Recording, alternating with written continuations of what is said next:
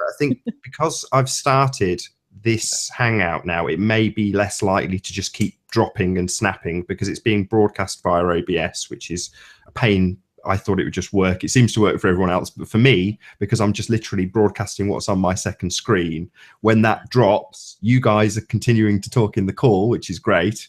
But now we've got literally 2 broadcasts running. Hopefully they'll both just continue to work now. One of them will stick. Okay, so what I was saying is that George Orwell was monitored by MI5 for approximately 20 years. And during that period of time, he actually ratted out some famous people, including Charlie Chaplin, saying that he was a communist. And then much later, notes were found, or he turned over some notes, George Orwell, that he thought some other people were communists, including Katharine Hepburn, the actress, John Steinbeck, and Orson Welles. So we think of George Orwell as being this man who was so elevated or illuminated, who knew all of these things ahead of time and was able to either predict them or was told or something. But he was also a guy who was, scrabbling down other people's names and trying to rat them out, and kind of reminds me of some of the people in Flat Earth who make those videos trying to, out everybody and, reveal truth. And so, yeah, it's a sad way to think of George Orwell, but outed and revealed. And IPS, Infinite Plane Society, has just joined the call, who's just recently done a semi-naked video to detract from these people who are making up nonsense about him. So how are you doing, IPS, first of all? Hey, thanks for inviting me. Great topic. And yes, I'm tired of the witch hunt. And so I'm like, all right. I realized that, you watch these witch hunts, and at some point they drag her into the dungeon, they strip off her clothes, and they look for the mole that she uses to feed her familiars or whatever. They look for evidence that she's a witch, and they will find it. And so I'm like, you know what? It's at this point. I'm just going to stream in my underwear and show him my proportions. Like, I'm just so over it. The Inquisition. Right. For people who don't know, he was being called transgender, as I have. And so when you put out that video, IPS, stripped down to your boxer shorts, I thought, oh no, that means I've got to do one too. No, I'm not going to. But nothing you can do, nothing any of us can do, can stop people who want to say certain things about us. If you can just drop and rejoin, maybe you've got some sort of weird click, click, click going on while you're talking. IPS, so I don't know if you can just drop and rejoin. That'd be brilliant. Yeah, it seemed to be like cycling the noise. Weird. Lots of technical difficulties on this show, but there we go. Hopefully it'll give some food for thought to the conspiracy theorists out there. Oh, they're trying to stop them from talking about 1984. Yeah. It seems unlikely. I mean, it's not the case here. I don't know if Martin will agree with me, but I certainly wasn't given that book at school to read, but it's certainly the case in some states of America that they're given the book to read in school, are they not? I was given it by my dad. I don't think I was given no, I don't think I had it in school. Mark, you're a similar age. Stephen, you're younger than me, both Americans. Were you given 1984 to read in school? I don't think I was. Yeah, it was my sophomore English class because my junior year was 1984. Okay. So that was a big, they gave out that book a lot in the 80s in the United States because why not? They kind of pushed it kind of like, well, if you don't do it now, then it's just going to be, you're going to be going backwards. So lots of schools got 1984 in the 80s. I got Animal Farm. I guess it all 70s. depends on the teacher and what their views are, or I have no idea really. We don't have a set curriculum for all schools throughout the United States. I think it depends on the individual states, right? Or even the individual counties. I have no idea really, but maybe. You were the most recent person to, I suppose, publicly read it would be the way to phrase it. But did you take anything new from it when you did the public reading of 1984, Patricia? Let's see. Did I get anything new out of it? The book seemed more real to me than it did when I originally read it a long time ago, for two reasons, I guess. One of them is because I'm older and I'm able to more understand these things. And the other is because a lot of the things in that book are happening or have happened. So that's what made it seem more real. It seemed more of a fantasy that it could never happen. Like I was saying earlier, I got the book in the late 70s or early 80s. and 84 was just a few years ahead, and my mind at that time couldn't fathom how those changes could happen between that moment I was reading it and that very close future. So yeah, that's it. It just seems like it's more of instead of fiction, it's more it's fact, really. A lot of it's factual.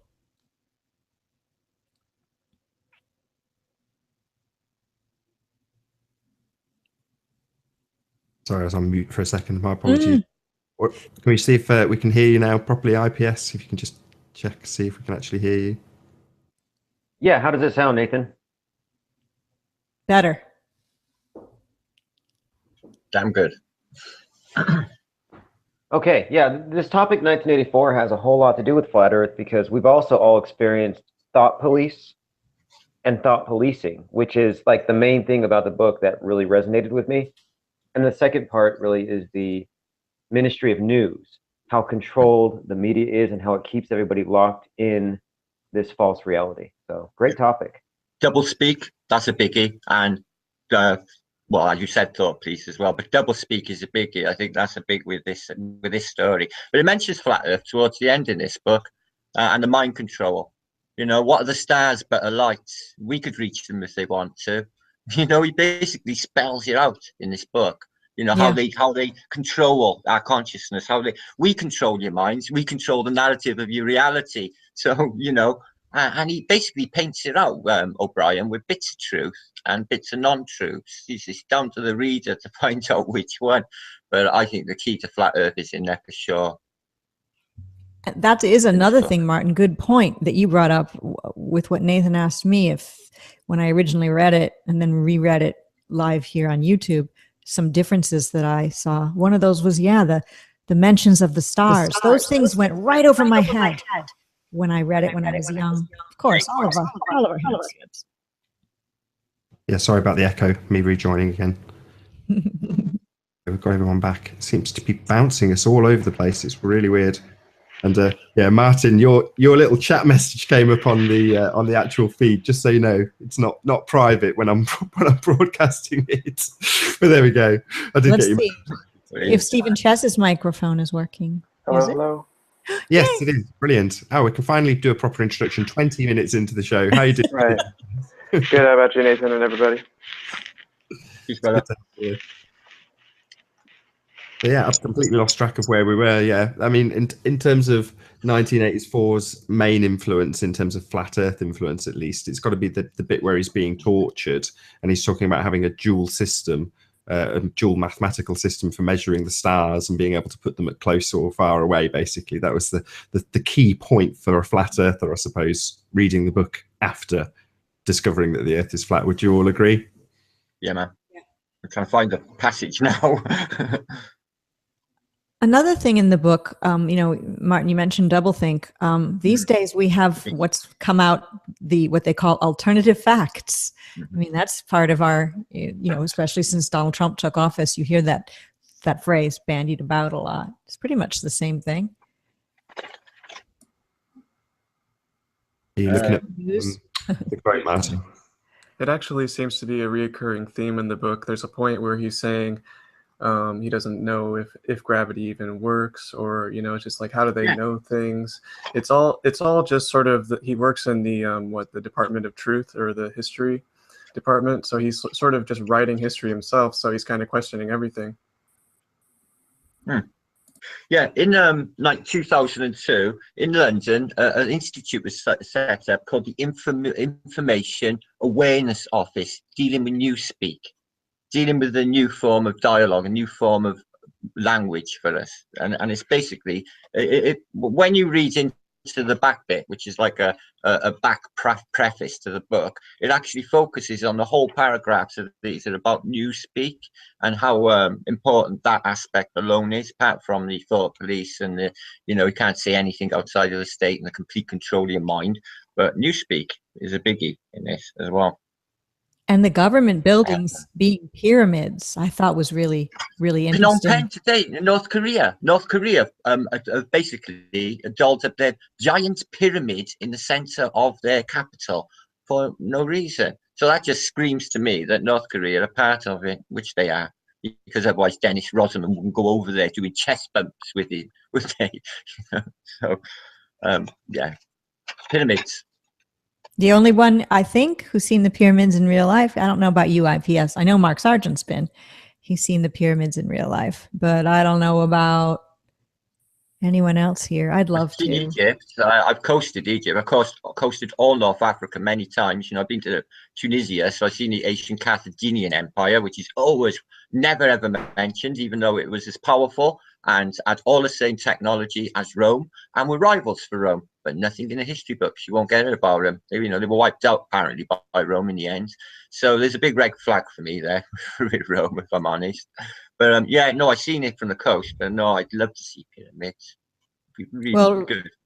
Wiping out history, that's the theme of 1984 and Winston's job, actually. Winston Smith, I mean, he was a basic historical revisionist, and I see that happening in our world and also within Flat Earth. I see comments sometimes people make about, oh yeah, I remember when that happened and that happened, this caused that, and I've been here a while, and I read it and I say to myself, this is not what happened. You're revising history to suit your narrative. Yeah. Yeah. Can I jump in real quick?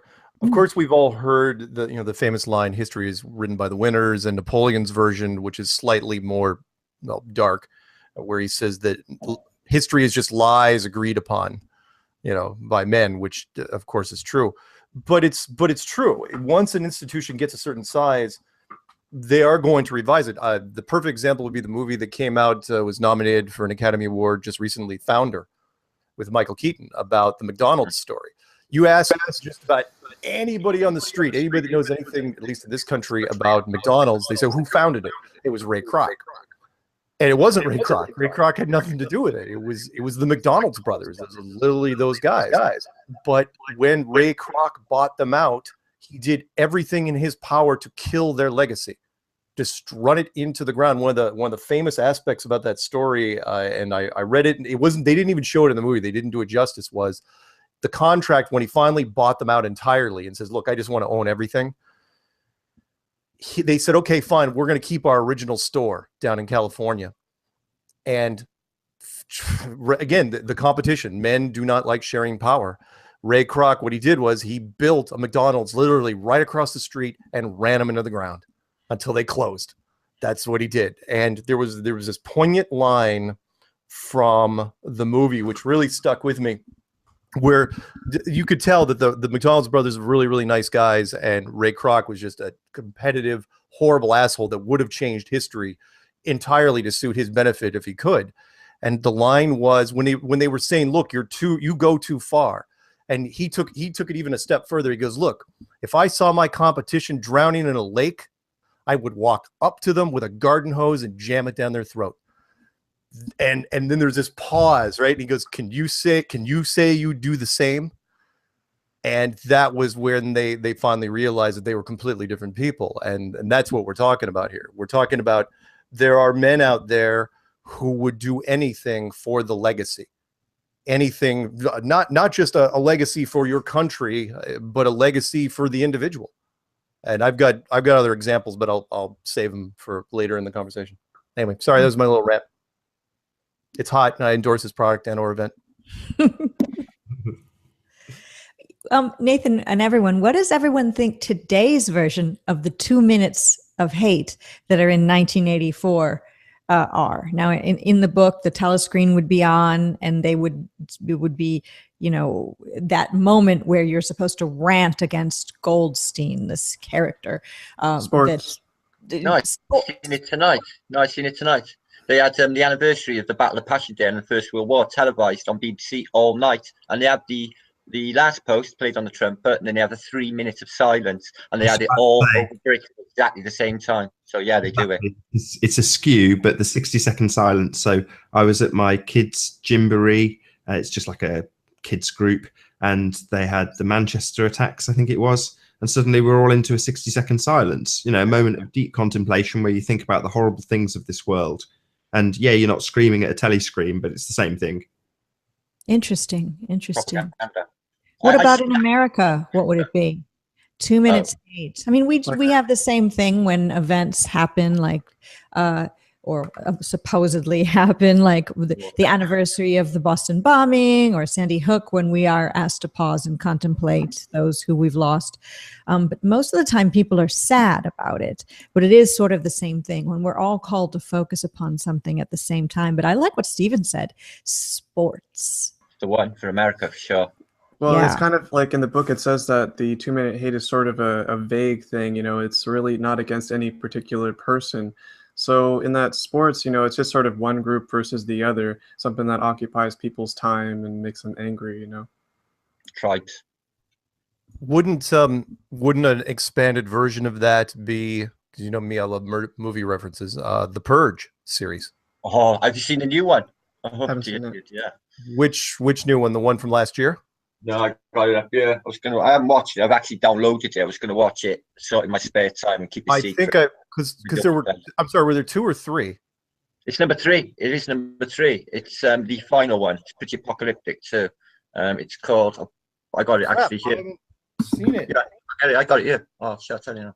Hang on. I got to find it now. I've got it. I've never seen it. The point is the concept of the movie Purge, if you hadn't heard it already, which is that one night out of the year, and I don't know if it was worldwide or if it was just the United States, you were allowed to commit crimes to purge yourself of all your hatred and get it out of your system. Election year is called 2016. Is it Purge election year? Yeah, last year it was out. And I got the one too, McDonald's.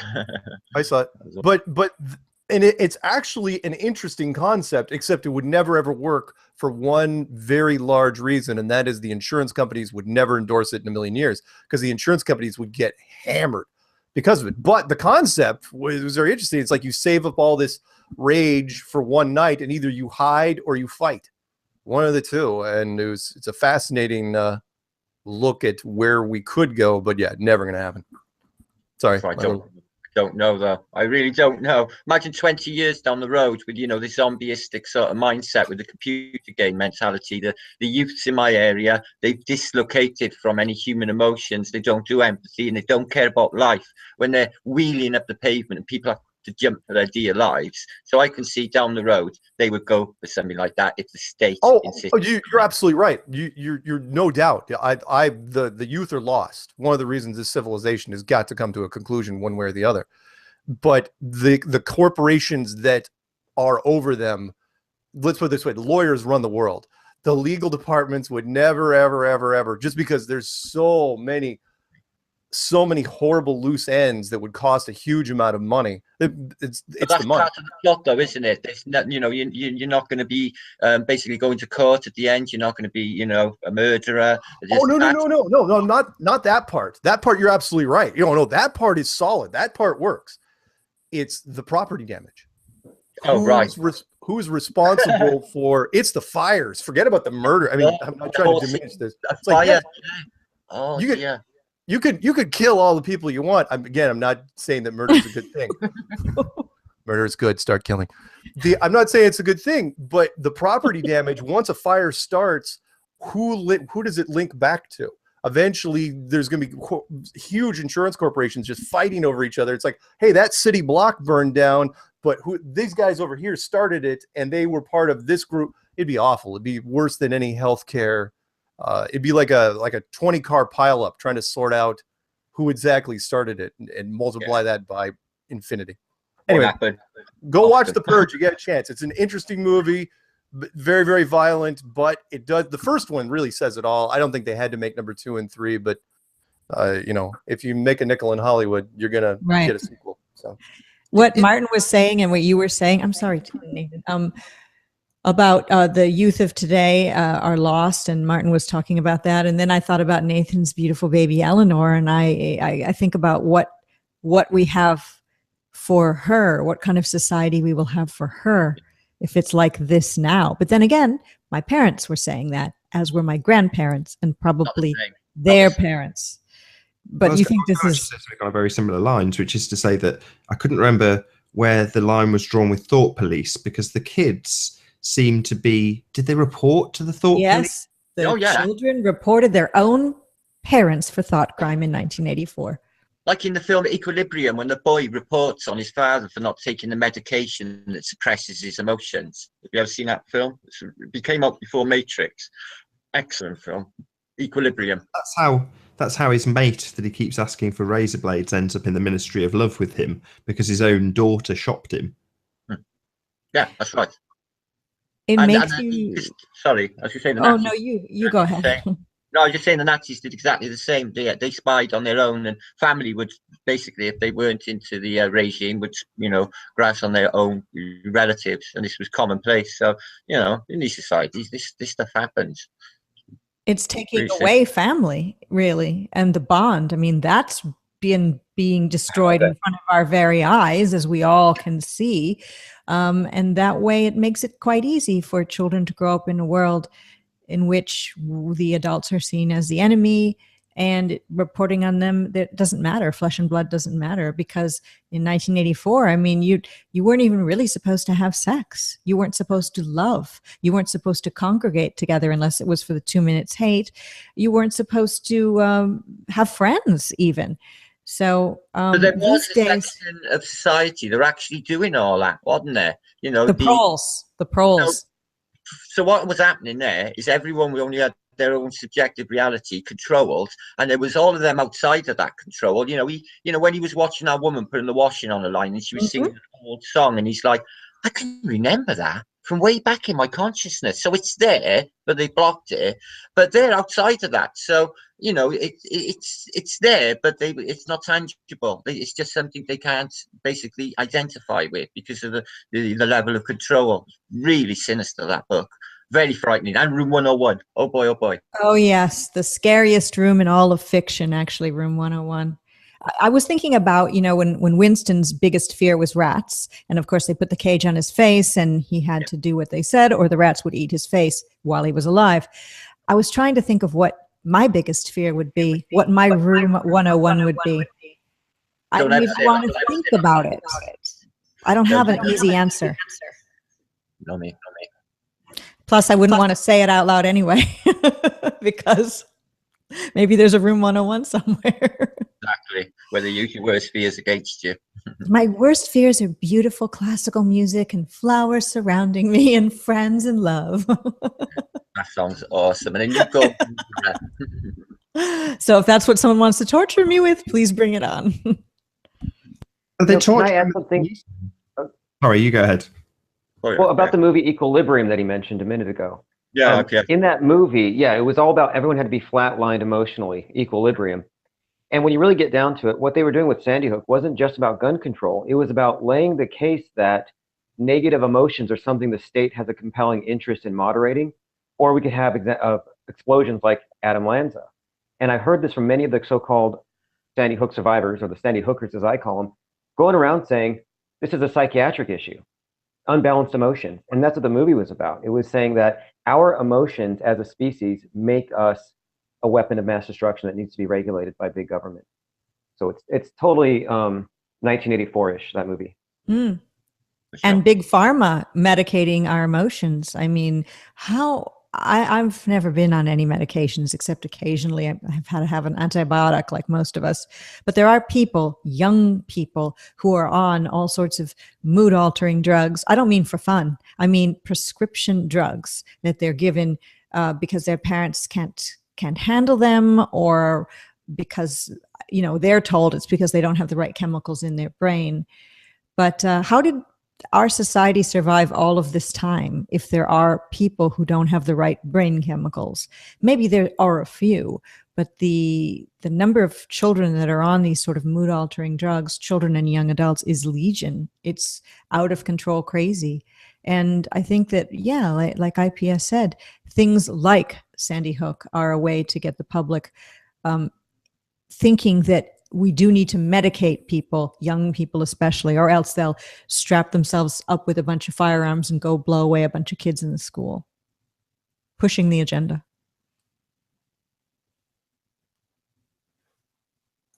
But far more likely they'll go and shop their parents to Please. Well, wasn't there was another shopping incident in the movie Soylent Green, a really good movie, favorite of mine, where at one point, I haven't seen it in so long. I'm not as well versed on that as I am on 1984. The jam. One of the characters is eating cherry jam or raspberry. Yes. And the door, like eating this jam with a spoon. Yeah, and one piece of lettuce. Yes. And just so happy to have this treat in this horrible world. And the doors are broken down, and it's a crime to eat jam, and you get ratted out by your peers. Instead, eat Soylent Green. Dead people. Yeah. I know. I saw that in the 70s, and it really deeply affected me. I saw Amiga Man in the cinema. It affected me more. Really? Yeah, it really did. I really didn't like this survivor guy played by, oh God, what was his name? But, these sort of troglodyte apocalyptic survivors. Isn't that Richard Burton? Played. He was an I know who it was. Soylent Green. Yeah. No, I'm thinking Amiga Man, actually. Sorry. That was Charlton Heston too, actually. Charlton Heston, yes. Yeah. The enemy was. But cracking film. And he had this society. He's just basically like I Am Legend, but for that day. But just about rewriting history, I've just been reading into this guy about Sabati and Zabati Zeti, which I've never discovered before, and I've ordered a book on it. Basically, the doctrines are basically the dialectics that are playing now. Honest to God, they're exactly like the Protocols of Zion or any other doctrine you might hear out there. Supporting this despotic system, this new world order takeover. And Fabian Society, that's their number one thing. Their symbol, the Fabian Society, who George Orwell was one of, is a sheep in wolf's clothing. A member of the Fabians is the one who was married to Katy Perry, who's a Rothschild. Russell Brand, he's a member of the Fabian Society too. He got a white dog. He's got the Fabian Society symbol, has his logo on his YouTube channel for his Trues vlog. I used to, before all of this, love him, watch or listen to the Trues, admire his ability with the English language and his way he expressed himself and all of the things that he said. Loved it. Because Patricia, I thought when he was doing the Trues, I thought I can do that. I really did think that. When he packed it in that one last episode, I thought the Earth's flat. That's what I thought too. Yeah. Yes, but no. I don't know what. No, not at all. I was thinking about zombies and thinking about IPS because of some zombie art that you used to do, and how we were talking about these Omega Man and all these other movies, which don't really specifically have zombies in them, but they do have things like a plague or a threat or something that's taking over the physical or the mental. Drugs can create a zombification in young people, so kind of tying all that together and thinking about the sort of zombie aspect that is big in our culture right now. How many zombie movies have there been? And they started quite a long time ago. I think it was Dawn of the Dead or Night of the Living Dead. And continuing forward, not that I think that there's anything inherently evil about zombie movies or zombie art at all. My brother owns a sort of goth rock music store in New Orleans in the French Quarter, and he's got lots of clothes he sells with skulls on them, and he's into metal music, and New Orleans itself has that sort of dark subculture going on, but they're a bunch of really nice people that are involved in that, just regular people, just like IPS painting, that sort of stuff. It's just a form of expression. And then of course there's a Mexican Day of the Dead, which sort of spawned that skull painting style that a lot of people are familiar with. But what is it with the zombies and that it's part of our culture now? I wonder if it's getting us set up for the zombification that's happening with people with their telescreen / cell phones in their hands, and the drugs that we're being told are good to take, even on TV commercials. There have been a bunch of parodies lately, and you can watch. I mean, on YouTube, you could take a pick. There's a bunch of them out there where they're comparing pretty much anyone. No offense to those out here, anyone under the age of 25, with their that are basically the phones are surgically attached to their arms, with zombies. there's been a bunch of little parodies. It's so obvious. People walking the streets now. I mean, huge amounts of, mostly in campuses. I noticed it before I left Colorado, because the University of Colorado Boulder was right there in the heart of Boulder as a college town. And I remember as the iPhones came out, and they swept through the campuses really quick, how the students changed very, very quickly. I would be driving by the same bus stop, and normally be kids hanging out, hitting each other, playing slap and tickle. And slowly but surely, over a span of a couple of years, they just all look down. And nobody looks up anymore. I mean, honest to God, a UFO could fly right over their heads. They'd never see it unless somebody had already posted it online. And then they'd look down, and then they'd look up. Right. They'd check their phones first. To interrupt you, Mark, IPS did some very, very relevant artwork on a sort of Halloween thing for Android, which is so pertinent. Oh yes, that's right. In when Android came out with, I think it was called Gingerbread, Google purchased. Well, I sold a painting to them. I licensed it to them. It was basically a lot of people on cell phones that were zombies, and it ended up as an Easter egg in their phone. But yeah, for years I painted zombies, and for me, it's always been a metaphor for collectivism, groupthink, which is a 1984 term, the mob mentality, which is roused by demagoguery. Like earlier, Patricia was saying, do we have anything similar to like the 2 minutes of hate? And I think we do, but I think it's 2 minutes of canned laughter. I think we get our 2 minutes of hate with the late night talk shows, where they show you, this is who you laugh at, this is who you despise, this is who you like. And then the mob, the crowd, they just go along with it. They just, like, essentially, they think as a group, and they react according to what's shown on the screen. And it reminds me of 1984, except instead of 2 minutes of hate, it's 2 minutes of laughter. But it's pretty much the same thing, the spirit of it. Interesting. I'd never thought of laughter or hysteria as being a hate-filled thing, Well, but you're right, because of what they're being told contextually. If you're told, if we pick a flat earther, if we've got which basketballer do you want to pick? If you're told to hate the current person that's saying, hey, the earth could be flat, then the masses will just listen and laugh along with the jokes that are told about that particular individual. Very true. Even I see videos on YouTube that are exposing somebody, and they'll do something like showing things they said on their own channel, things they did, things they have on their own Facebook, things they're be perfectly willing to show anybody publicly that they're involved with, but they'll play scary music under it and do a lot of flashing graphics and convince you to hate with visuals, with visual things. So yeah, our 2 minutes of hate, I think, has been spread out over a large period of time. And also, what about all the video games where there's lots of killing and shooting? Could that be something like that too? I don't know, Mark. I'll ask you, Mark. From a video game standpoint, yes, I can speak on this topic. Does it teach us to hate? Or does no, it it desensitizes you to killing. I mean, between that, I mean, I know I'm going to sound like a parents' advocacy group when they go on about violent video games and movies. And yeah, movies to some extent, sure, but movies are limited. Video games, especially the 24/7 real-time ones, the MMORPGs, those things really, I mean, can get you, because it just hit, it's boom, it's a constant repetitive drumbeat in your ear, and you can't get rid of it. There were even games, and games have gone too far. Like there was a game, but we got used to it, and then we took it even farther than what we would even have gotten away with 15 years ago. For example, real quick, there was a game that came out in the 90s called Carmageddon. Where pretty funny. Actually, it's a very clever title, where you took a car and you drove around this racetrack, and it was kind of like Demolition Derby, but the racetrack was a city.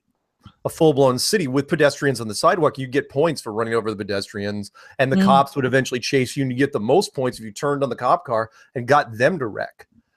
And you'd be smearing blood, and it would be off. It was pretty graphic for the day, and police groups protested this game because it you got extra points for killing cops. No different. And normally that would work. Police groups, you're even amazed how much law enforcement can make mainstream media knuckle under. Perfect example, not to digress too far on a certain path. We all remember 1984. Here's a good little tie-in. 1984 was also the year that the very first Terminator movie came out with Arnold Schwarzenegger. And what was the big scene in that movie? Are we off? The police officer. No, we're still on. Okay. Where Arnold goes into the police station and just annihilates the entire police station.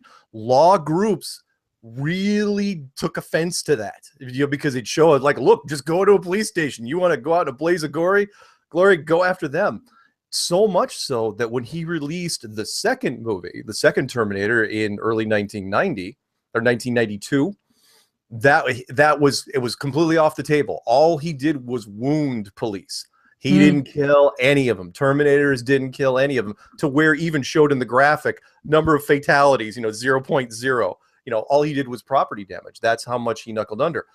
Forward that to now. It's 2017. Look up when the first Grand Theft Auto game came out. Where you're allowed to, pick up hookers.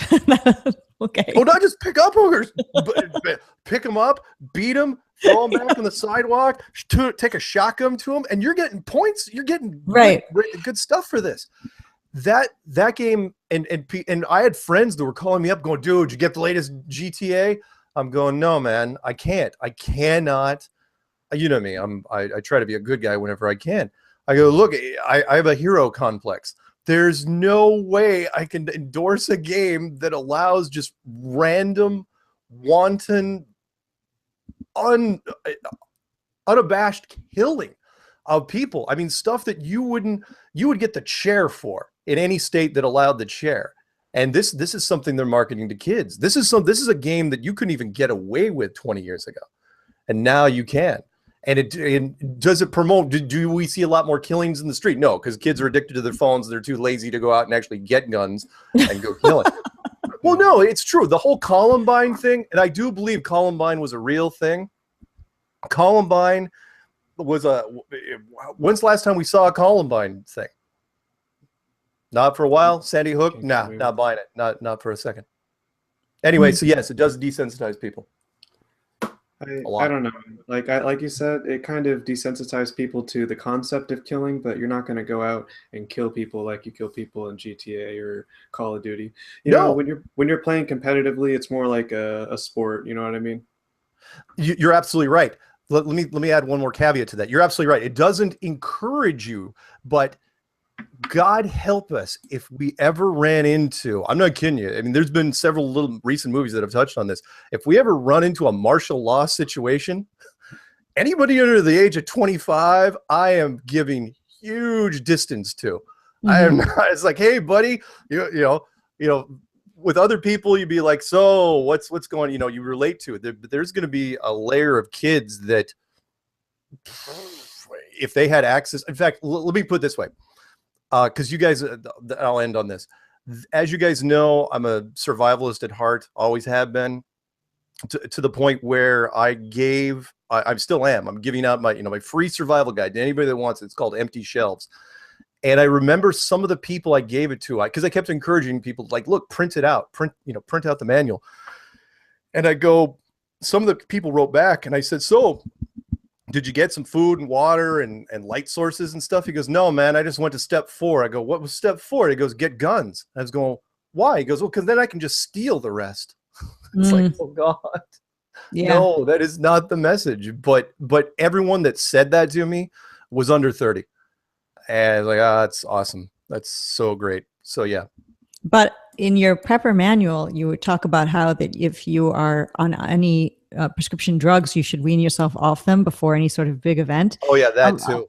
A lot of younger people are on those mood altering drugs. God. We were talking about, like, I don't know the names of them, but we all know what we're talking about here. Let me. They'll be useless. Let me give emergency 60 seconds to that for anybody that's out there. If anything, if the shit hits the fan ever, right? One of the first, and you're in a group of people, first question you should ask at the group is it's not supposed to be it's not a bad question. It's like, look, is anyone on prescription drugs now? It is a bad question because they get voted off the island.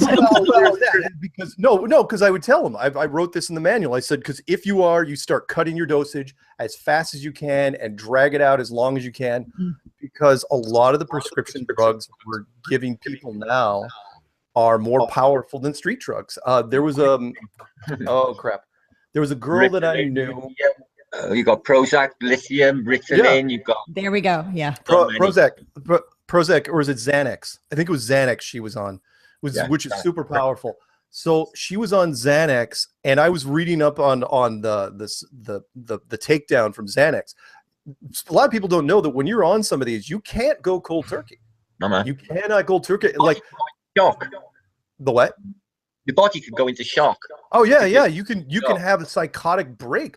When you go off Xanax, you have to tell your doctor, and it takes somewhere from 9 months to a year, and they switch you to morphine on the way down.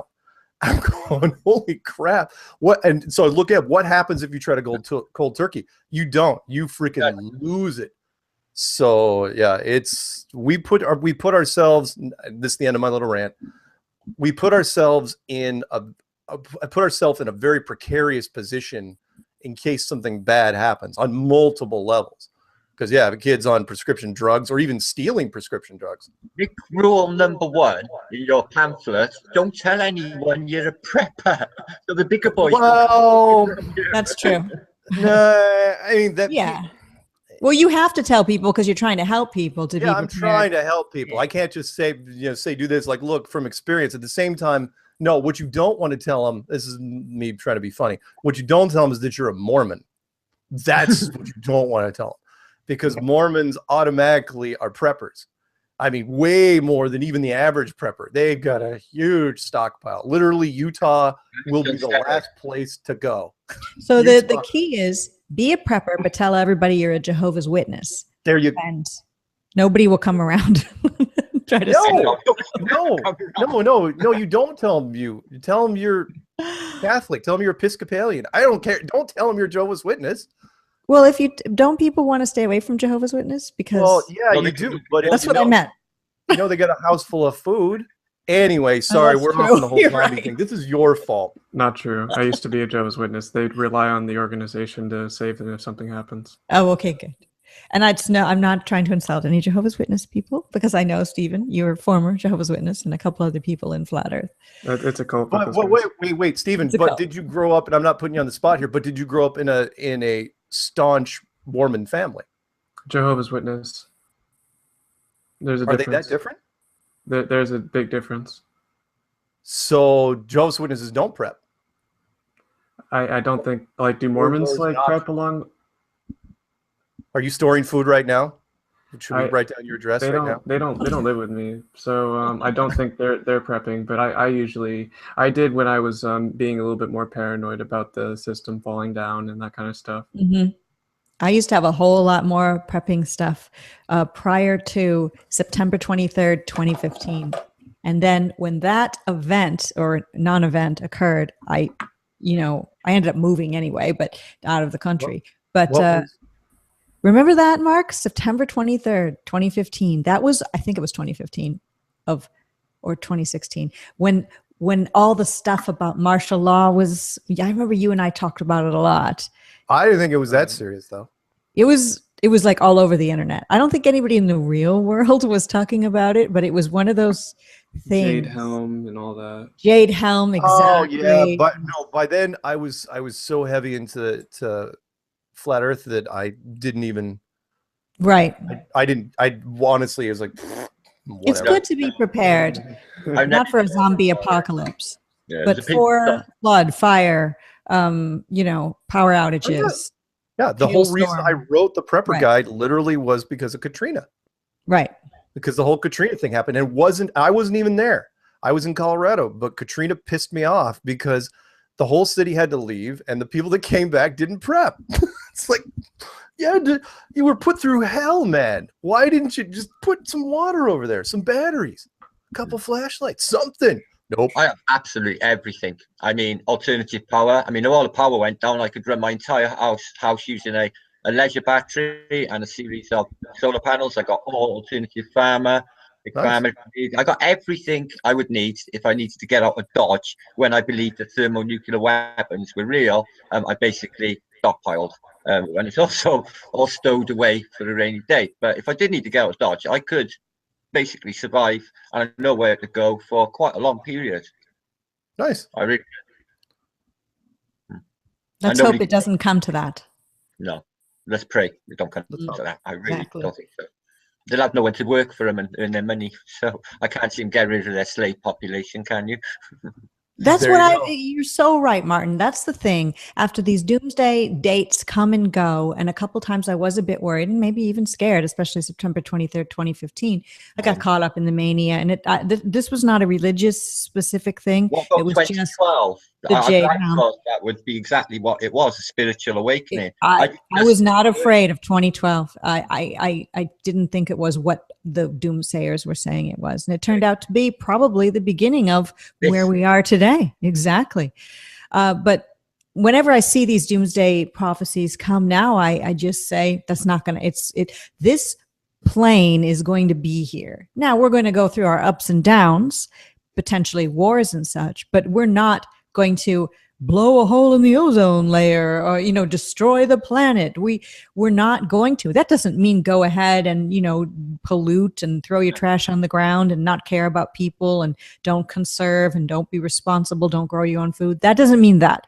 That just means that this is our home. Our home has been built for us and we are here to live, and so will many generations forward.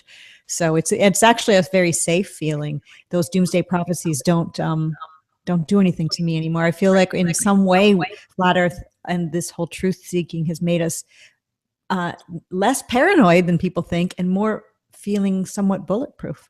Yeah. Do you know I'm after 9/11, Patricia? Do you know what the number one hit was on the internet? What Nostradamus said of this happening, and I think especially specifically with Nostradamus, he actually says of a zombie Armageddon in it is actually a quatrain which states during the big games in London, which some interpreted as being the Olympic Games in London, the dead will rise up. People take the works of Nostradamus seriously, because of the way what happened with him in the Catholic Church. He was outside of the control. So it's funny that people will jump straight to prophecy if something happens. This is the mindset of the population. They're still dealing with the ethereal, they're still dealing with the supernatural, and they still want answers from it too. 9/11 was an ideal example of that for sure. The day after, number one hit. Say anything about the Twin Towers? Maybe I could point a question to IPS, which is to say that you've often got a lot to say about doomsaying and doomsayers. Is 1984 a book that's basically a bit of a doomsaying predictive programming book? Or I don't know how to phrase the question best, but is 1984 an example of just doomsaying? I think with 1984, what we're seeing actually is an example of what Orwell maintained about time and history when he says those who control the past control the future, those who control the present control the past. I think that these doomsday scenarios are always authored by the powers that be, because if they can control the future, they can steer us. And so they tell us, if we don't change our carbon footprints, the world's going to be flooded. If we don't take these specific measures, this could happen. So they sell us doomsdays to control our present. And so 1984, I don't know if it's so much as a blueprint of what could happen, but it's an illustration of how totalitarian works in all its aspects. And a huge part of it is control of the past, present, and future, and the narratives, which they do today with the media. But what you're saying is, sorry, I was just going to say, it's a demonstration of how it's done. Therefore, the fact that it's kind of come true isn't because it's predictively showing what's going to happen, but more it's inevitable because it's demonstrating the systems and structures. Is that what you're saying? Yeah. I mean, I think you could make the case that Brave New World could be a possible, doomsday scenario or something that could happen. But with 1984, I think it was more of an apt description of what was already going on in the present. Right. So it's back to it being sort of cyclical. It's showing history repeating. If those systems are already in place, then inevitably you're going to see the same things happen over and over again. Yes, precisely. Absolutely. And it's like in a way, it's a warning. It's like if your media controls the past, like I often say that the media's standard operating procedure today is the Mandela effect. And to the extent that we're not watchful, they will totally rewrite even what happened the day before. And so 1984 was all about media mind control.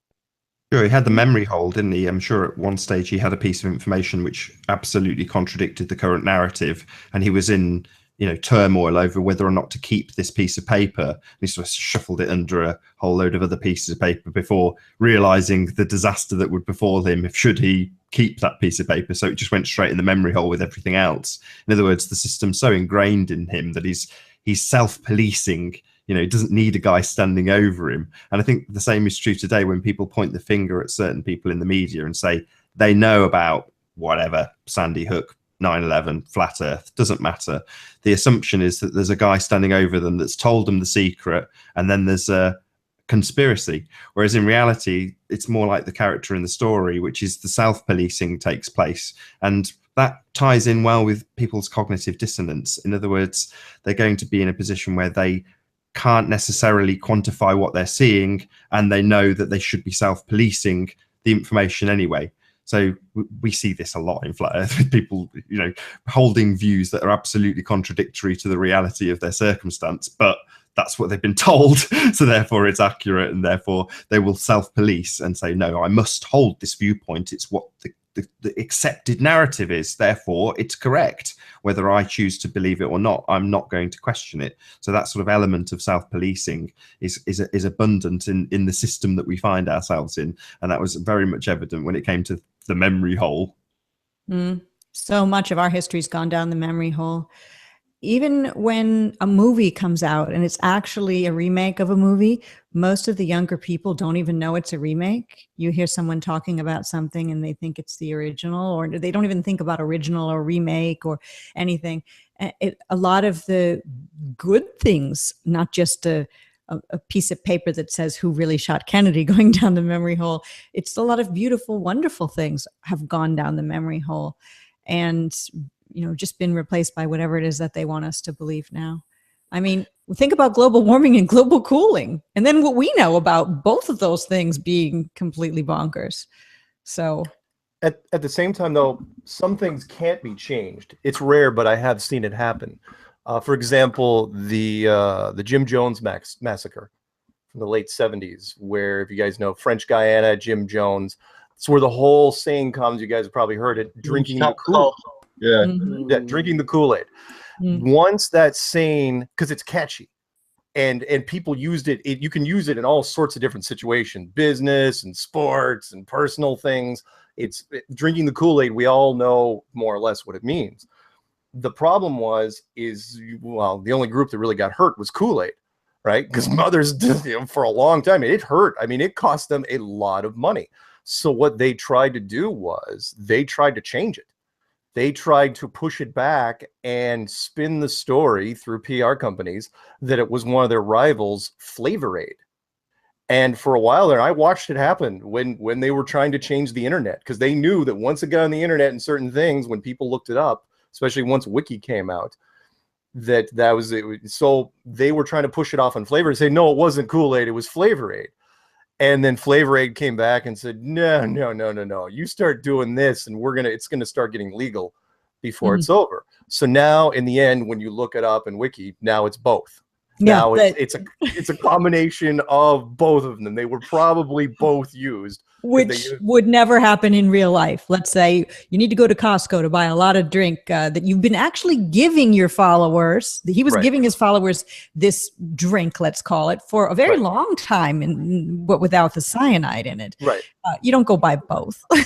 Exactly. It was going to be, it was, but it unfortunately, but even now, no one's ever going to change. From now until the end of our civilization, it's always going to be drinking the Kool-Aid. It's never going to be drinking the Flavor Aid. But again, the point is that sometimes you can't change it. It's so ingrained that you cannot go back. And that one was organic more than anything. Once the story got out, everyone remembers. It's tied. Jim Jones, Kool-Aid. Jim Jones, Kool-Aid. It's within Flat Earth, we hear it a lot. I know that I've been told that you and I, Mark, are broadcasting from the same room. I've heard this and sometimes it's same house. Sometimes it's and David Weiss. You want to do the trick? People believe this. Watch, and here we go. Oh, Here's the people Illuminati believe- cards. You ready? okay, you can hand them over to me. Okay, here we go. I got it. See? There we go. We are in the same room. That's how we do it in the same room. But people have said that, and it's a revisionist history of the reality because somebody decided in that case that they wanted to spin some sort of conspiracy about us. And people who hear someone else talking about it will then just believe it and take it on board and run with it. They never even saw anything that would lead them to believe that. They just have heard it. And I know it happens to pretty much everybody on this panel. I mean, everyone's had a conspiracy created by them, which has then sort of become in the canon of flat Earth fact. Can't do anything to change it. Well, you've reminded me of something I wanted to bring up specifically about 1984, which is the one element that I think, how did they get that aspect into that book? They must have known, which is the idea of having a camera attached to a screen. You know, I'll hold up my iPad at this point and go, that is a 1984 idea, admittedly attached to the wall, but it's the same thing. You know, and there's been not so recent now actually, but controversy regarding the open admission that Windows is actually watching you and listening to you in Windows 10. And arguably they've been doing it since Windows 7, just people weren't aware of it. You know, they were absolutely doing the same thing. But now we're in a position where we know that they are literally watching us and we have to tick a permission box to let them. But people kind of pass that off. It's almost like they don't care. I mean, I'm sure Mark was aware as well from probably Windows 7 that was very much the case. And if you're conscious of it, you know, you can protect yourself in various different ways, he says, while his stream keeps dropping. But, you know, it's one of those that most people are aware that they are being watched by every camera on every device they have at an unconscious level. And they're not really that fussed about it.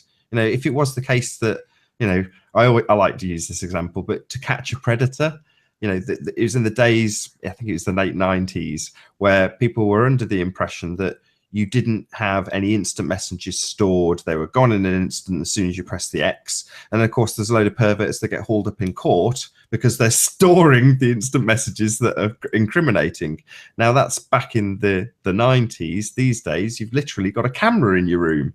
And you hear horror stories of people having their smart TVs hacked into and literally people being able to view what is on their very poorly protected computers via these smart TVs. So, like I say, people are very much aware of the camera, but unless it's got the light on, like it has for every single one of us now, most people won't even give it a second thought that that camera could be actually looking at them, or the microphone could be recording their blazing row or their incriminating activities. Give it a thought.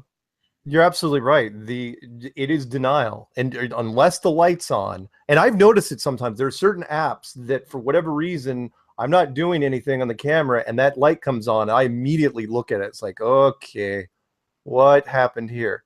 Mm-hmm. But you're right. If the light isn't on, why would you think about it?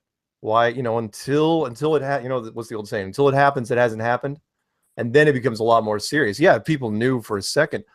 There's all sorts of fun movies that touch on it, but yeah, it's mostly denial.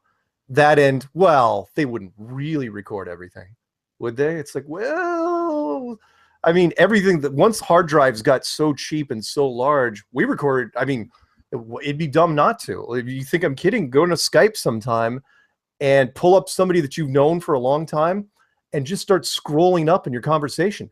That conversation is stored pretty much forever. And people have been caught with texts that way, especially certain politicians with texts to prostitutes when they were married in office. And those texts, although I guess that were deleted, were later somehow fished out of some storage system and then used to prove that they were indeed doing those things.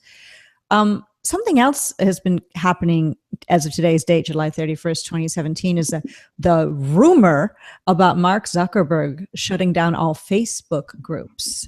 I guess Facebook came to my mind because 1984, data collection and spying on the people. And this is a rumor. Well, Mark has alerted me to that, but I'm getting lots of messages about people saying, Facebook's owner is shutting down all flat Earth. And Well, that's not Yeah, true. yeah, it was a great rumor. And of course it was a hoax. It was a horribly written article, but the headline wasn't written horribly. So, and a lot of people don't even make it to the first paragraph. That's right. They make it to the headline. So it's getting traction now. Flat Earth is getting traction that the powers that be were thinking about shutting it down. Yeah, because if it was shut down in Facebook, that would be a big big deal. blow. And if they really wanted to do that, then we'd be off YouTube too. Let's be real here. But rumors can be generated very, very quickly, and it was interesting and free press. But sometimes, though, a rumor could be done for press. It also could be used to gauge what our reaction would be. Right. Guess what our reaction has been? Nothing. Yeah, Which kind of that. shows we they could do anything to us, and we'd be like, just like with the cameras. Maybe they're watching us. Maybe not. Well, the community would be pretty upset. But then again, but we couldn't do anything. No, you couldn't. I mean, look at. Well, bigger example would be, what did they do to the YouTube people? They changed. YouTube has the final say. They changed their criteria for what could be monetized and what couldn't, and they were dictating that to some very big channels. And those big channels, like, what are you guys doing? But yeah, they couldn't do anything because eventually, like with any technology, look, there's only one eBay, there's one YouTube, there's one Skype, there's one, we only have, there's some go-tos. Google, if it's not Google, what else are you using? It's probably one, other things, but everyone uses Google as the default now. So yeah, you're right. They generally, I think some of those stories are put out there just to see what the public's reaction is. Kind of like the NPR story about Kyrie Irving recently, where a teacher, and I can't remember what state it was in, was getting pushback in his science class.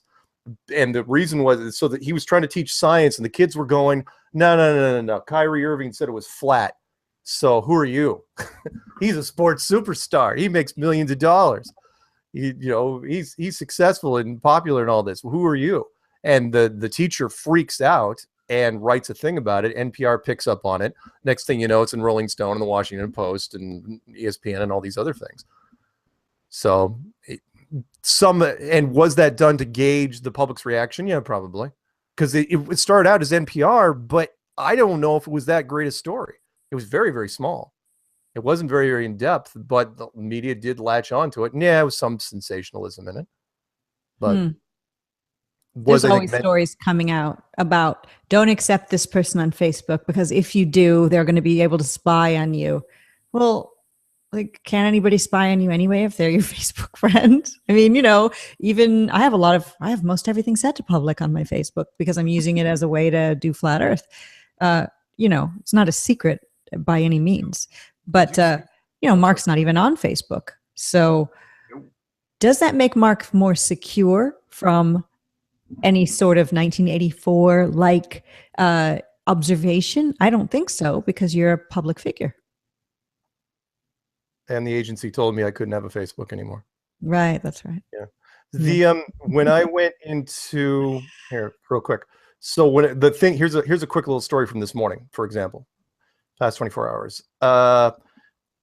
Again, San Diego newspaper, sort of like the Houston Chronicle, San Diego Union Tribune, and the story was about one of their own San Diego people, San Diegoites, whatever. NASA astronaut shares spectacular video of San Diego from. Oh, they changed the headline. They changed talk about revisionist history. They changed the headline from this morning. Holy smokes! Really? The headline used to read, "Proves the Earth is round." They put that at the end of the NASA astronaut shares spectacular video of San Diego from space, proving the Earth is round. That was the headline, and they cut the last part off. How does it read now? How does it read in full now? It reads now just that shares spectacular video of San Diego from space. That's it. That's the whole title. And I remember reading it this morning going, getting a little dig in there, because why would you care about proving the Earth is round? And that's because we've been raising so much hell. Right. They have to respond in kind. But Very somebody got to him, and so they sort of like, remember, well, the NPR thing. Remember I told you, Patricia, the NPR article which came out about the teacher. You know, I was like one of the first people in there, and I had to create a login and a password. The passwords, you know, where it's like, oh, weak and strong. They wouldn't even give me a freaking password confirm option unless it got a medium or strong. And I'm typing characters I've never used before in my life. A lot of them. I don't even remember what the password was. Anyway, the point was I was the first person in there, and I made a quick little comment saying, you know, pro flat earth. But it was that thing I sent to you where I said, look, science, because I was appealing to science, go, look, you're not going to have a chance in this fight unless you come up with a simpler way to battle us. You try to go to the person in the street with geometry or trig or calculus, you are going to lose because they don't know it. You might as well be firing your guns straight up in the air. You're going nowhere with this. Anyway, the point is I made the comment, and then less than 2 hours later, the second the Washington Post picked it up, as soon as their comments started filling up, they killed the comment section. It's gone. Comment section is no longer there. Interesting. You mentioned the Houston Chronicle, and the writer from the Houston Chronicle came to my house, what was it, 2 or 3 weeks ago, and spoke with me about flat earth and my feelings on it, and et cetera, et cetera. And it was for an upcoming newspaper article. And then the writer said she'd get back to me and that she would like to come take some photos of myself doing a show. And I said, well, why don't you come on Wednesday when I'm doing a show with Mark Sargent, and you could take some pictures. And then, you know, that time elapsed where they didn't contact me, and I thought, oh, maybe they're dropping the story. Right. But they just contact me, and they're coming on Wednesday to take a photo. It takes, apparently when you do mainstream stuff, it takes longer because you have to go through layers of producers. You got to go up and then it comes back down. Yeah, but I'm worried about like what happens to what comes out of my mouth that goes into her computer to then when it goes through the layers of producers to what hits the newsprint. Well, that's the worry. No, I wouldn't worry because look what happened with Denver. Well, yeah, that worked out. Denver was fine. And they talked to, and look what they did. They didn't include, no offense to him, they didn't include ODD stuff. They included Bob's, they included mine. And then ODD got picked up by the ABC article, which I don't know when they released that thing. Well, IPS has had some situations where he's talked to press, and seems to be that they do leave some things out, but no one's done a real horrible hack job on anything that he said. So, well, because they don't have to. They can all they have to do is interview people in the street, and they can get lots of comments, like the Billboard. The Billboard, you know, the people in the studio, they didn't want to seem like complete assholes, so they just left it to, you know, so let's interview 20 people in the street, guarantee you 15 of them are going to come at them. So we'll let that happen. But the point was, it did take a while, and I mean, look at the CNN thing. It's been a couple of weeks, still waiting. See what happens there. But I'm not going to call him like I did with Denver, because Denver was already in the process of running the story. Right. A lot of people worry about any mainstream press, but IPS, what's been your experience? Well, you know, obviously they have the final cut. They're going to do the editing. They're going to enforce their narrative, facts be damned. But there are ways to get around it as long as we're savvy enough not to give them anything to use against us. Like Nathan Oakley handled the discussion with Vice pretty well, because they said, is this the Illuminati? And he's like, I don't know about that, but my starting point is the earth is flat. Mm-hmm. So you have to be able to, that was handled very well. And then when Critical Thinking Always and ODD were talking to KUSA Denver 9, that was live streamed. And I mean, sure, they accidentally blocked out the first of the 15 minutes of it, but that was live streamed. And so I think they were able to get more out that would not have made the final cut, like when they called out NASA for lying and using CGI. So the live, you have a little more control over what you say, but really it comes down to recognizing that the media is going to enforce its narrative, and our job is to get the message out without giving them anything to use against us. It's tricky, but it is tricky. The woman was asking me questions like, so what do you think about Bigfoot? So what do you think about, so she was trying to get me to say that I believe in lots of other things, to paint me as a conspiracy freak. And of course I pretty much said to all of them, I don't know about that one. I don't say that it's factual or not factual. You know, I focus on flat earth. and you're absolutely right. I got the same thing from the CNN guy, which he was asking me all sorts of questions. He didn't ask me about Boston, but he asked me about 9/11, Sandy Hook, and a couple others, which were kind of, but I eventually lumped them all into one. I go, look, for me, Flat Earth's at the very top, and all these others you're bringing up, I don't spend any time on them. But yeah, you're right. He was trying to paint me into sort of a corner, but at the same time, I agreed. I said, look, yeah, very possible, because I had answers. Just about everything is a conspiracy, right? If you look at it hard enough. And he goes, well, is there anything that isn't a conspiracy that you don't believe in? And I go, well, the standards, Elvis and Bigfoot, and no, Elvis is not alive, and Bigfoot, nobody cares about. There might be Bigfoot. I don't know. Yeah, no, I think there's something out there, but I don't think it's right. But yeah, I know what you're saying. I think it's a whole nother deal. It's pretty true that once you get this deep into Flat Earth, you think that there's a possibility that everything is a lie. So yeah, again, I cannot judge. You've heard me say this. I can't judge anymore. I don't care. So when people say I've got something to tell you, I cannot look at them honestly in my heart and say this guy's a complete idiot psychopath. No, I say tell me what you got. I've heard honest people in podcasts trying to tell us how they've have Bigfoot sightings and that kind of stuff, and I'm just like, oh man, I don't say, oh, you guys are crazy. I'm not gonna. I was listening to him for a while, and I'm just like, oh, okay, that's kind of an interesting thing to be into, but why? Let me tell you a quick Bigfoot story, just to digress for a second. The reason why I don't spend that much time on it, well, one, because they've never found a body ever. You'd think that a hunter would stumble across something once. We've all heard the stories. They smell horrible and all that.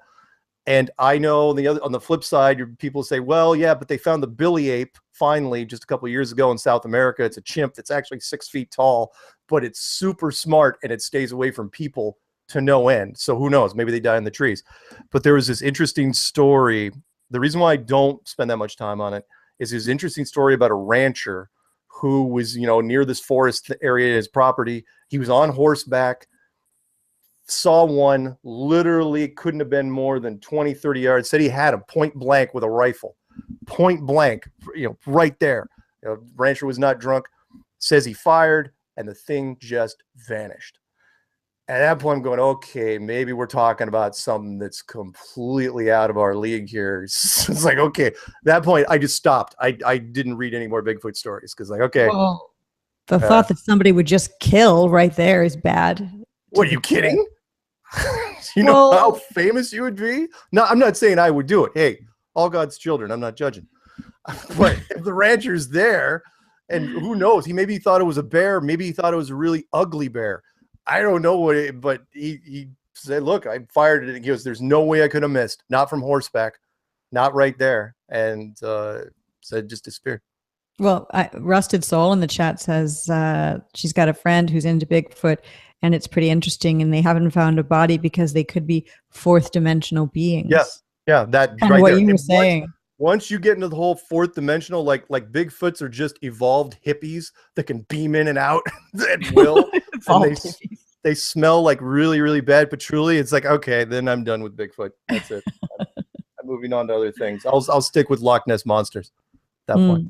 By the way, people are saying that there's no lens, there's no glass in your glasses, no lens. So can you show everybody that there is? I can see. What? Is that conspiracies? Possible? We'll tap on it to show everybody that they're real. No.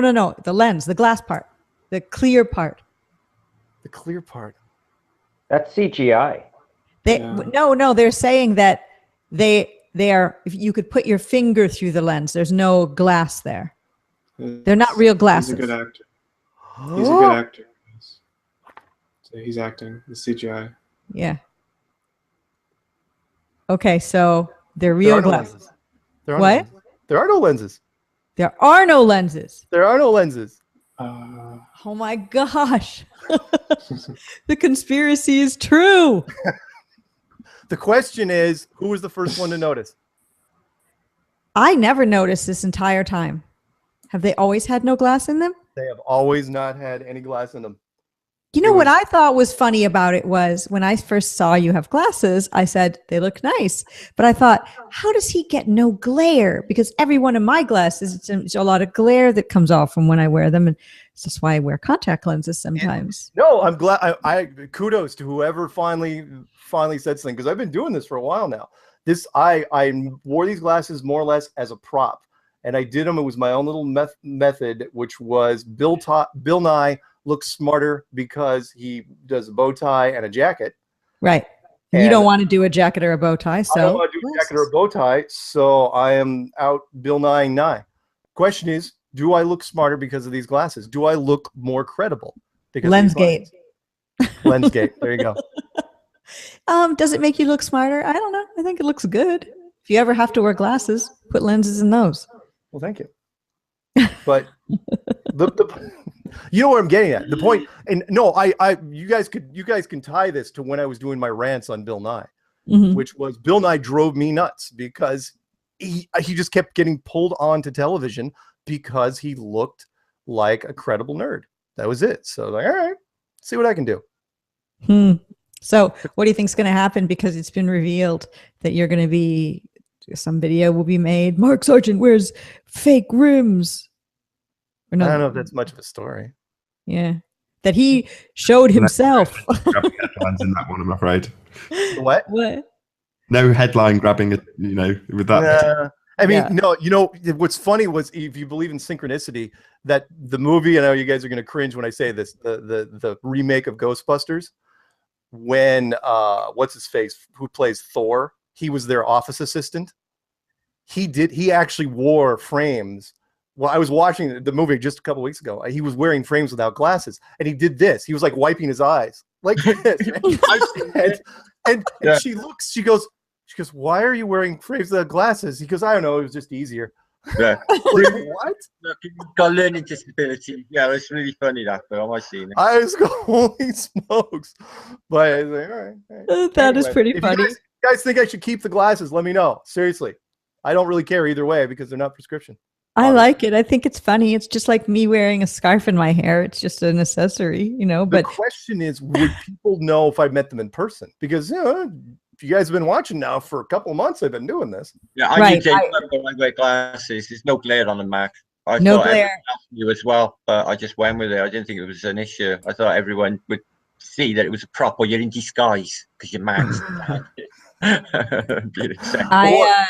I didn't notice at all until just now. Yeah, they do it in Hollywood all the time. Really? Is that how they don't have the glare in the glasses? Sometimes when they're filming. Sure. Interesting. Well, Rebel was saying it in the chat, and a couple other people were mentioning it too. Well, look at the screen in my glasses, Patricia. You can actually see the reflection of you lot. You've got complete absence of any screen in his glasses. It's a bit of a giveaway. I just didn't notice. Again, conspiracy people, this shows you how you can get right in front of your face. Right here. Just staring at you for a couple months. Finally, somebody says, does he have glasses here? That is funny. Also, Purpose and Grace was saying it too. A couple people were saying in the chat. Oh, yeah. Now everyone's going to say, oh, I totally knew. I always knew. Mark. I didn't know. Whatever. No, you didn't. Me, Mark. And you and I talk off air. Right. Fooled me. You still didn't know. Can't trust him. Just wait for the video on that coming out. I know. This question is, who's going to make it first? Yeah. Obviously an agent. Right. Sorry, wait. Illuminati confirmed right there. Exactly. Oh, wait. Here, I got to give you my cards back because we're going to use them on Wednesday. Okay. Here. Sorry. Here, go ahead. These. There you go. All right. Okay, keep them till Wednesday on our show. All right. Yeah.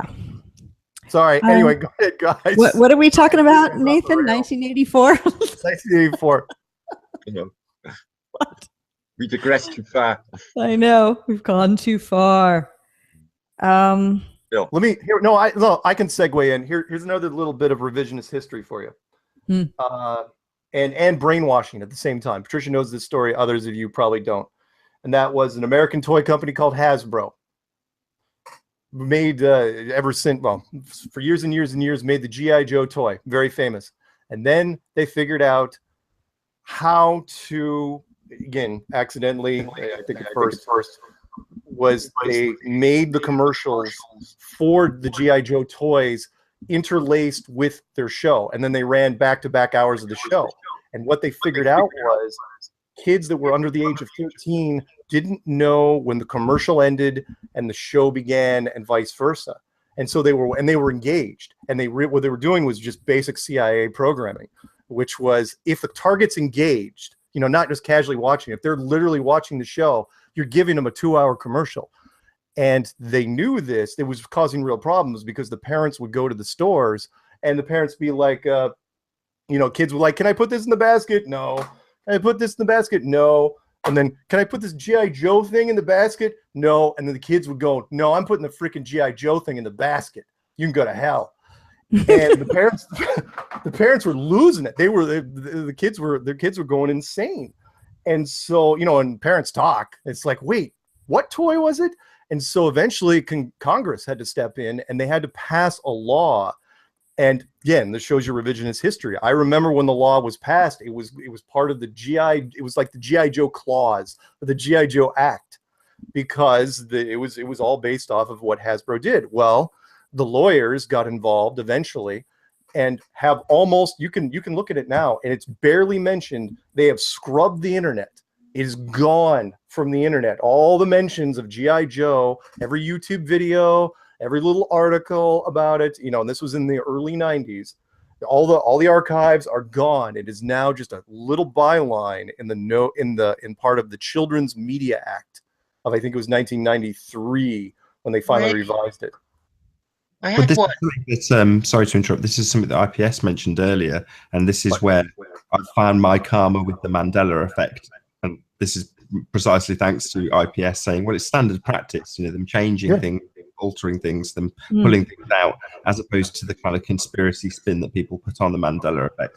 But while I've actually got the camera, because I've been booted from this call about 30 times, I've been a terrible host. I can only apologise to everyone listening and to all you guys who've kept it going while I've not been here. But to bring it back onto 1984, I've not seen the movie, and it doesn't get a great write-up from many people I speak to about it. But Mark, you're probably the movie buff on the panel. How does it compare? Does it have more lessons? Does it leave anything out that the book probably has? What's the score with the movie? Well, the movies can never be as in depth, you know, because the studios have to cap it at what is 2 hours and change. If you're James Cameron, you can run for 3 hours nowadays because you're James Cameron. But you're always going to leave out some of the little nuances of it. I'm trying to think there was anything though that was of note. I mean, all the good quotes were there. You know, Oceania has always been at war with Eurasia. Luckily, with a movie like that, again, a picture's worth 1,000 words. So as long as it was direct, it was a good movie. It had a #1 music track, Mark, "Sex Crime" by the Eurythmics, so that helped with the sales a bit. There's that as well.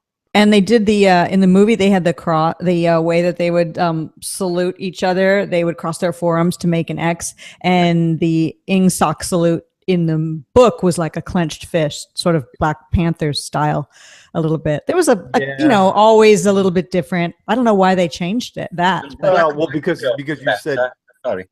No, you said the black and white film is closer to the novel. The John Hurt one is not nowhere near the novel. They missed so much out.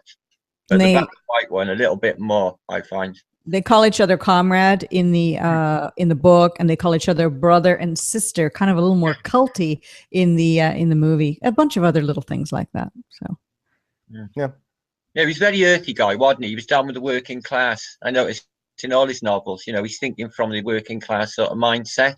So what's with that? He was an Etonian. The thing that the movie lost really was the very end. You know, at the very end, when Winston is in a cafe and he's kind of like a little bit brain dead and he's drinking and he loves Big Brother. But in the movie, he's broken inside, of course, by what happened to him when he was tortured. But his inner strength, his core is still strong, and he does not love Big Brother. So it kind of is a happy ending in some sort of way. I definitely prefer the book ending. It's more of a lesson. Have anybody here seen Clockwork Orange at all? Sorry, Yes. just before, come on to Clockwork Orange. I missed that because I wasn't part of the call. At the end, it's very similar, you know, that he could not be cured. Basically, won in the end because he wasn't basically brainwashed or biddied. Did you just say that they completely changed the ending? Because that's a pretty big answer to my question that I missed. Yeah, pretty much. They changed the ending. So in the book, Winston is a broken man and loves Big Brother, unless he's faking it. But the way you read the book, he's not faking it. But in the movie, he is a broken man, but he secretly, deep inside, does not love Big Brother. Yep. So they changed it. I mean, that's like a pretty important part of that's what the whole thing is about. The spirit of man has triumphed in the book. Basically, he's kept under control, and he becomes. What do they call them? Proles? Is it the normal people, the people in the park? The proles have the best life. They're like the woman hanging up the washing that we spoke of earlier. They're big and hearty and strong and have families, and they have love, and they have fights and passion and sex and appreciate nature and live closer to the earth. In a way, they have the best life, and maybe that's the lesson. The Irish. I don't know why. Whenever I read, I picture an Irish washerwoman hanging out the laundry with big red arms and strong, like it says in the book. Awesome. I mean, while I've again got actually an opportunity to thank you all, I'm going to do it before I get kicked out, and I'm going to end the show. So hopefully we've at least got an ending without it getting snaps. So I'm going to do this pretty quickly. So IPS, first and foremost, thank you very much for being on the show. Yeah, thanks for having me on. It's an excellent topic. I read 1984 like 3 months before I found out the world is flat, so it was fresh in my mind. And there is that scene in there where he talks about how subjective our interpretation of reality actually is when he's breaking him down during the torture scene, where he's like, we could have you with local stars if we wanted to. And I think that's the message of the book. It's about if they can control your mind, they can control your reality. So, hey, great topic, totally relevant. Thanks everyone else for your comments and everything. Very interesting. Cool. And Mark Sargent, thank you very much for being here. It's been a pleasure. Thank you very much. And I was never wearing glasses. Mark never wore glasses. There you go. And Martin Liedtke, thank you very much for being on Flat Earth United. Always a pleasure.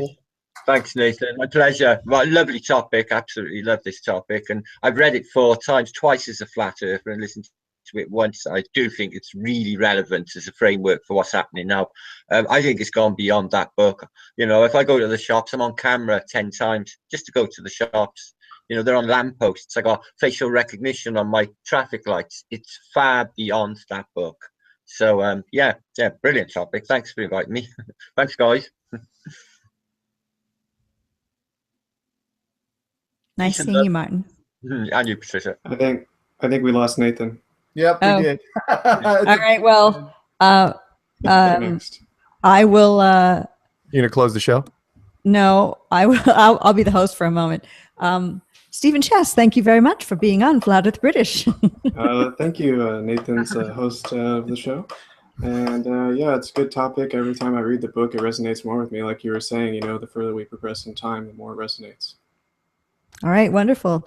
And I will thank Patricia Steer for being on Flat Earth British as well, Flat Earth UK. And thank you, Nathan.